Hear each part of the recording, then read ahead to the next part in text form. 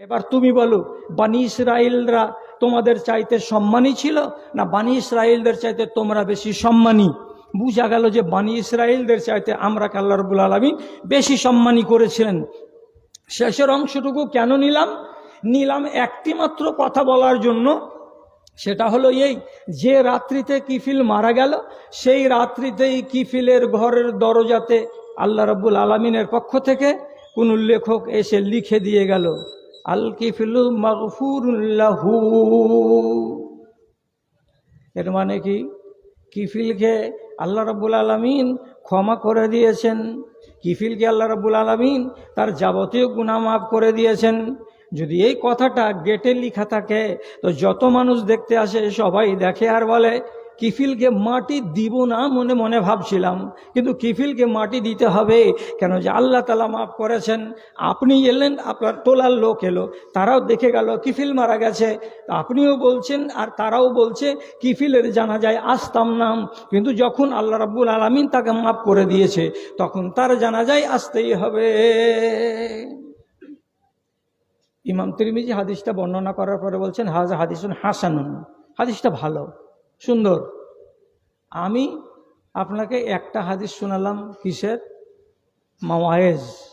এটা হলো ইবরাত, এটা জ্ঞান, এটা এখান থেকে শিক্ষা নেওয়ার জন্য আল্লাহ রাব্বুল আলামিন এগুলো, এই ধরনের হাদিস আরও অনেক আমাদের শরীয়তের ভেতরে দিয়ে রেখেছেন। এখন প্রশ্ন হলো, গোড়াতে কোনটা বলেছিলাম? মাসাইলটা আমাদেরকে জেনে রাখা সবচাইতে জরুরি। কেন বললাম? যে আয়াতটা আপনার সামনে আমি পড়েছি সে আয়াতটার তর্জমা হলো এই, ওয়া ইয়াসিল্লাহু ওয়া রাসূলহু ওয়া ইয়াতাআদ্দা হুদুদাহু। আল্লাহ রাব্বুল আলামিন যতগুলো কানুন দিয়েছেন, যতগুলো বিধি বিধান দিয়েছেন, সেই হুদুদগুলোকে, সেই শাস্তির কানুনগুলোকে, এই মাসাইলগুলোকে কোনো মানুষ যদি উল্টিয়ে দেয়, সীমা লঙ্ঘন করে দেয়, তা আল্লাহ রাব্বুল আলামিন বলছেন তোমাকে কঠিন আযাবে গ্রেফতার করা হবে। কেন? যে তুমি আমার আইনকে ভেঙেছ। সূরা নিসা 14 নম্বর আয়াত। আল্লাহর কানুনকে যদি আপনি ভাঙেন তাহলে আপনাকে কঠিন আযাবে মুবতালা হতে হবে। এখন মশলাটা কেন জরুরি আমাদের জন্য? আর আমি যদি মশলাকে অবজ্ঞা করি আর ভেঙে ফেলি তাহলে আমি হলাম কি? আল্লাহর নাফরমান। আমার জন্য জাহান্নামের আগুন জ্বলন্ত রাখা আছে, আমাকে পোহাতেই হবে সেই আগুন। এবার মশলা বলতে গিয়ে আপনাকে মাত্র 2টা মশলা বলছি, আমার দিকে একটু খেয়াল করবেন। তারানগর গ্রামের মানুষেরা, তারানগর গ্রামের ভাইরা, আপনারা আমার কাছে সবাই পরিচিত, আপনাদের কাছে আমি পরিচিত। আমি এই ক্লান্ত শ্রান্ত শরীরে যে কথাটা বলতে চাচ্ছি এটার একটু ইনসাফ করবেন। সেটা হলো এই, আপনার মরার টাইম হয়েছে, আপনি 30 বিঘা জমির মালিক, আপনার 2টা বেটা 3টা বেটি, এখন 65 বছর বয়স। আপনি সমস্ত জমিটি কি করলেন? 2টা বেটাকে লিখে দিলেন, 3টা বেটিকে 5 কাঠা 10 কাঠা করেও জমি দিলেন না। এমন পর্যন্ত কত চালাক লোক আছে যে নিজের বসত ভিটাটা পর্যন্ত ছোট বেটার নামে লিখে দিয়ে বেটার ভিটাতে, বেটার বাড়িতে মরছে, মরে কবরে যাচ্ছে। আপনাকে আল্লাহর কানুন ভাঙার পাওয়ারটা কে দিল? আপনি কি বেঁচে থাকা অবস্থায় আপনার জমিগুলোকে আপনার বেটাদের নামে, বেটিদের নামে সব লিখে দিতে পাবেন? এটা কি শরিয়তের আইন? কে আপনাকে পাওয়ার দিয়েছে? কার কাছে মশওয়ারা নিয়েছিলেন যে এটা কাজ আপনি করলেন? আপনার কাজ হলো মরে যাওয়া। আপনি মরে যান, আপনি মরে যাবেন, আপনার মালে ফারাইজ হবে। বেটা আর বেটি কতটা পাবে, আপনার স্ত্রী কতটা পাবে, ওরা ঠিক ফারাইজ করে নিবে আলেমদের কাছে, আর নিয়ে আপনার নিজের অংশ বুঝে নেবে। আপনি বেটিকে বঞ্চিত করবেন, বেটিরা যেন জমি না পায়, আর শুধু আমার বেটারা যেন মজা উড়ায়, তার জন্য জমিটাকে লিখে দিলেন, স্ত্রীকেও দিলেন না, নিজের নামেও লিখলেন না। আপনার নাম কোন খাতাতে গেল এটা বুঝতে পারছেন কি? সোজা সবটা কথা, রাসূলুল্লাহ বলছেন, মান কাতা মিরাসান ফরাদাল্লাহ ওয়া রাসূলুহু, যে ব্যক্তি এমন মিরাজকে কেটে নেবে, এমন কাউরি মিরাজকে ছাঁটাই করে নেবে, যেই মিরাজকে আল্লাহ এবং আল্লাহ রসুল নির্ধারিত করে দিয়েছেন, বেটা পাবে এতটি, বেটি পাবে এতটি, স্ত্রী পাবে এতটি, বাবা যদি বেঁচে থাকে তো বাবা পাবে এতটি, এগুলো কথা রব্বুল আলামিন বলে দিয়েছেন। তারপরেও কোনো মানুষ যদি কাউরি মিরাজকে কেটে নেয়, রব্বুল আলামিন বলছেন কিয়ামতের দিন তোমার জান্নাতকে কেটে নেওয়া হবে, তোমাকে জান্নাত থেকে বঞ্চিত করে দেওয়া হবে। কেন? যে তোমার শাস্তিটা হলো এটাই যে বিশাল বড় ক্ষয়ক্ষতি করে এসেছ দুনিয়ায়, তুমি হকদারের হককে পয়মাল করে তার মিরাজকে তুমি ছিনিয়ে নিয়ে অপরকে লিখে দিয়ে চলে এসেছো, তার সাজা হলো এই তোমার জান্নাতকে কেটে নেওয়া হবে। কি হলো? আল্লাহ কি বলেছেন সূরা নিসার 14 নম্বর আয়াতে? যদি আল্লাহর হুদুদকে ভঙ্গ করা যায় তাহলে তার জন্য স্থায়ী জাহান্নাম। তো আপনি করলেন এই কাজ যে বেটিকে মাহরুম করে বেটাকে লিখে দিলেন, স্ত্রীকে বঞ্চিত করে দিলেন, আর দিয়ে মনে মনে ভাবলেন কত বড় নেকির কাজ করলাম। নেকির কাজ করলেন না বাপজান। অনেক ভাইকে দেখছি হজে যাওয়ার আগে এইগুলো কাজ করে দিয়ে যাচ্ছে, মরবো কি বাঁচবো, তো এই কাজটা করে দিয়ে আমি দুনিয়া থেকে যাব, এই জন্য হজে যাচ্ছে। আল্লাহর কসম কাবার ঘরের চক্কর কাটা হবে, কিন্তু আপনি নিজের গুনাহটাকে মার্জনা করাতে পারবেন না। আপনি একটা পাকা জাহান্নামী লোক, আপনি সমস্যা তৈরি করে দিয়ে গেলেন, এমন জটিল মাসলা তৈরি করে দিয়ে চলে গেলেন। এই ছেলেগুলো জীবন ধরে ঝগড়া করবে, কাজিয়া করবে, ফাসাদ করবে। কতটি ঝগড়া আপনি করে গেলেন, নাম বলছি না, খালি ডিস্ট্রিক্টের নাম বলছি। ডিস্ট্রিক্টের নাম হলো মুর্শিদাবাদ, আর থানাটা তো সাব ডিভিশনটা তো অনেক বড়, সাব ডিভিশনের নাম হলো জঙ্গিপুর। জঙ্গিপুর সাব ডিভিশনের কোনো একটা গ্রামের কথা বলছি।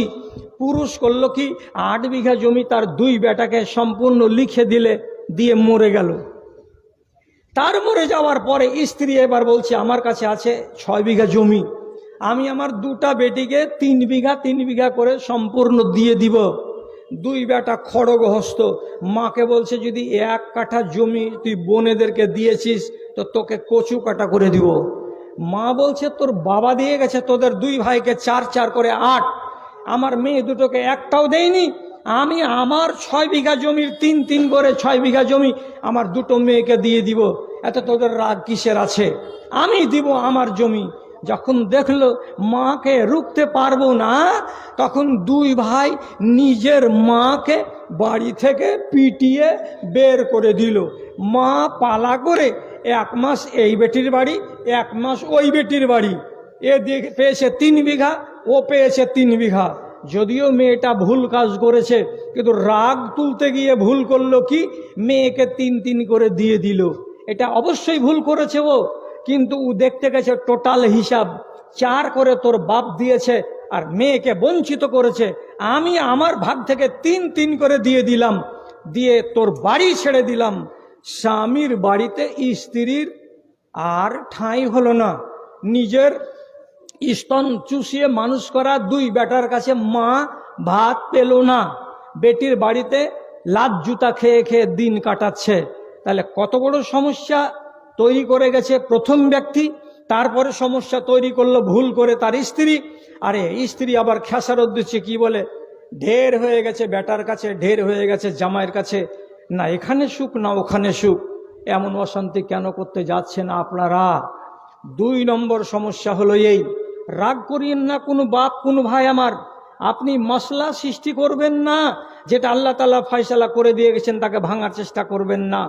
একটা নতুন ঝগড়া আর নতুন একটা ফেতনা মাথা চাড়া দিয়েছে দেশে, সেটা হলো কি, মরা মানুষকে কাফন দাফন করার পরে কবর দিতে গিয়ে আটকে দেওয়া, মাটি দিতে দেয় না।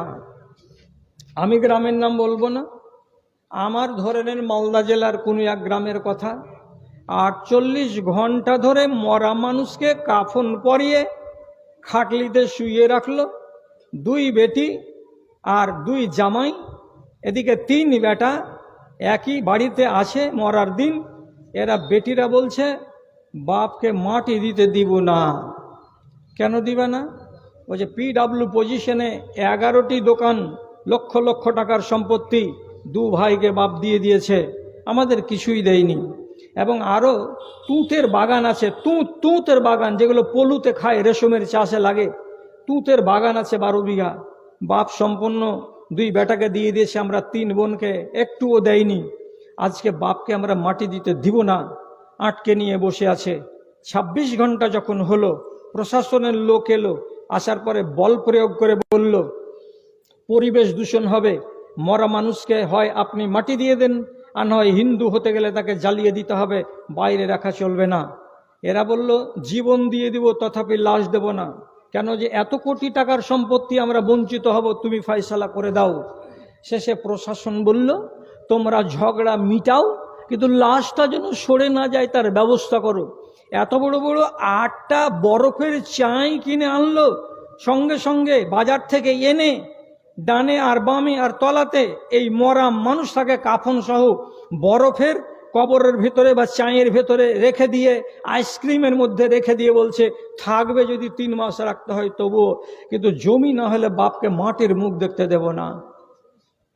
48 ঘন্টা পর শেষের বেলায় দেশের জনগণ বসে ফয়সালা করে 3 বোনকে 3টা PW পজিশনের জমি দিয়ে, আর তুঁতের জমি 1 বিঘা 1 বিঘা করে দিয়ে, আর ভাইদেরকে জোড় হাত করে বাকি অংশটুকু ক্ষমা চাইয়ে নিয়ে রেস্টিডিউ হওয়ার পর হাজী সাহেবকে 48 ঘন্টা পর কবরে যাওয়ার অনুমতি দেওয়া হলো। এই কেলেঙ্কারিটা কেন হলো? এ হাজি নয়, এটা পাজি, এটা হলো জাহান্নামের ইন্ধন, জাহান্নামের লকড়ি। দুনিয়াতে কেলেঙ্কারি করে গেছে আল্লাহর কানুনকে নিয়ে। দুনিয়াতে মরার পরে দেখে নিল যে কি কেলেঙ্কারি হয় আর কেলেঙ্কারি মানুষ করে।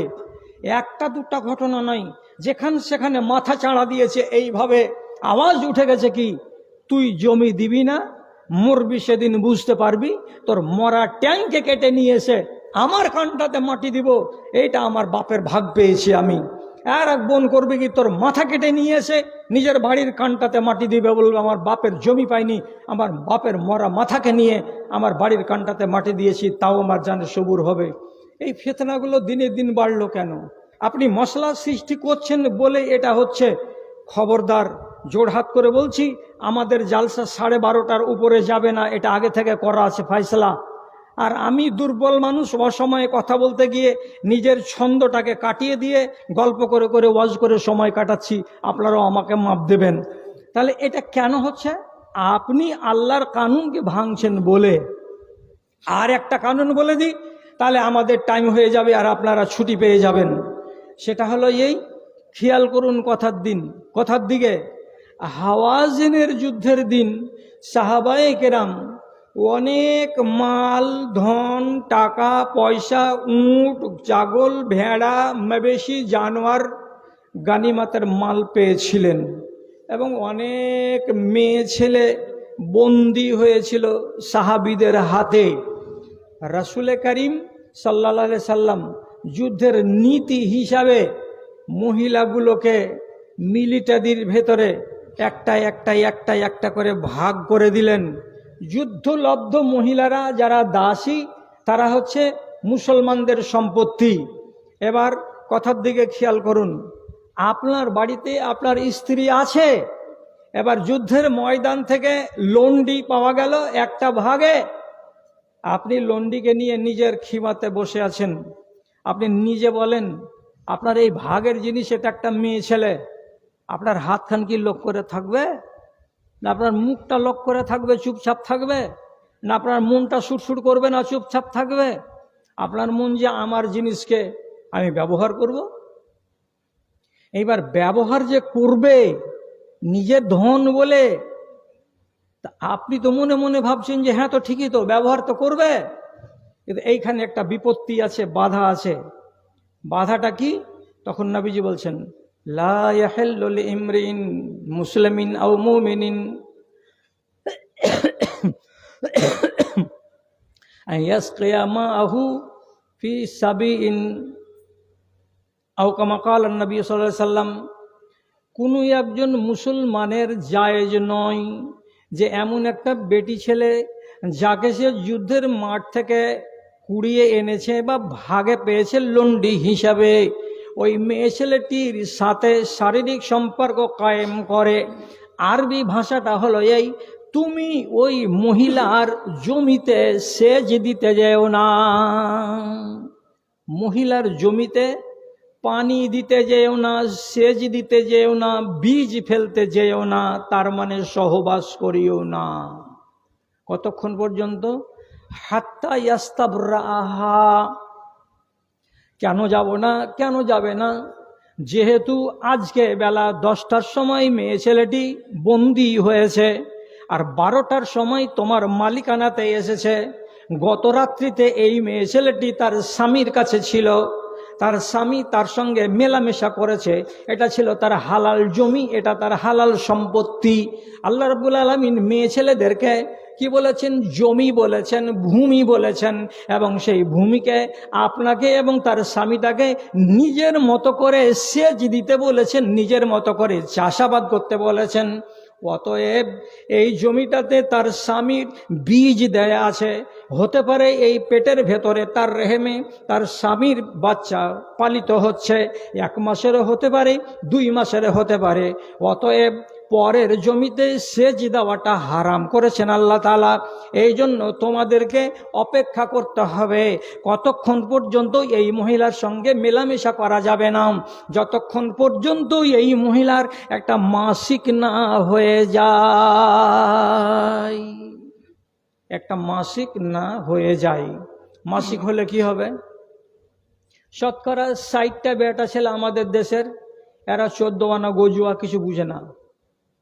আর শতকরা 99টা মেয়ে ছেলে এ কথাটা বুঝে, বিবাহ হওয়ার পরে ওর থেকে মাসে মাসে যদি মাসিক হয়, ঠাঁই ঠিকানা ঠিক থাকে, তাহলে সোজা হতে গেলেও, পাগলি হতে গেলেও, ওকে জিজ্ঞেস করতে গেলেই বলে দিবে, সালাহ 4 মাস বিয়ে হওয়া হলো, কিছু খবর টবর আছে? না, কোনো খবর নাই।